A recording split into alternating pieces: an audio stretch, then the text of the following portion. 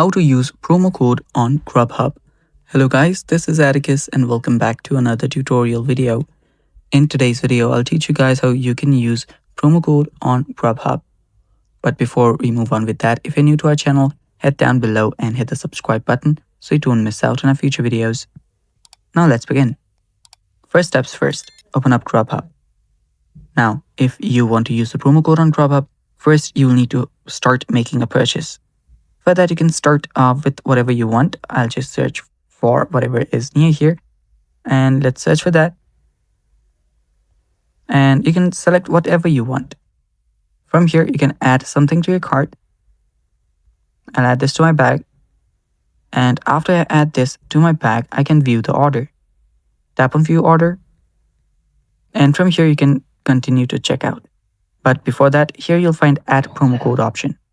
Tap on that and tap on this Add Promo Code. Now enter whatever your promo code is, then tap on Apply. After you enter the promo code, you can then head back and see the discount applied. Then you can continue to check out and you're good to go. And that's how you use promo code on Grubhub. Thanks for watching, stay tuned for more, and bye-bye.